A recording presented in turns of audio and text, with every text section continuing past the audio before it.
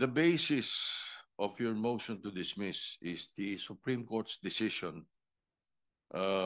which is now pending appeal by virtue of the MR, or the motion for reconsideration, filed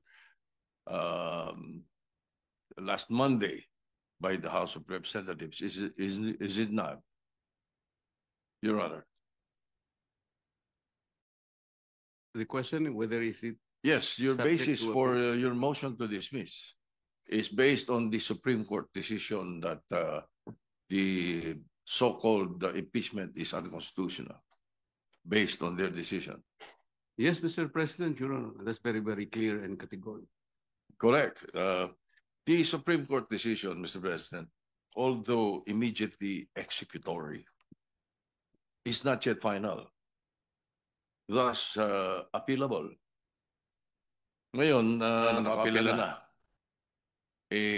Marami nagtatanong, kung naka-apila na, ba't tayo nagmamadali?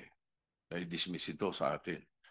So may I ask the gentleman, what will happen if we prematurely dismiss the case and the Supreme Court subsequently grants the MR and reverses its own decision? The question, Mr. President, is speculative. May I have We cannot speculate. We can only guess, second guess, because on the basis of our experience as a practicing lawyer, Mr. President, ito pong ganitong klaseng desisyon, talaga pong wala na pong kaduda-duda na kahit po mag-file pa tayo ng motion for reconsideration. We are hoping against hope. It is as if we are wishing for the moon. Palagay nyo po, palagay nyo lang po merong isa na nag-reverse. Hindi rin po ma-overturn eh. Kasi po ang kailangan po ninyo ay 8 ang mag-reverse.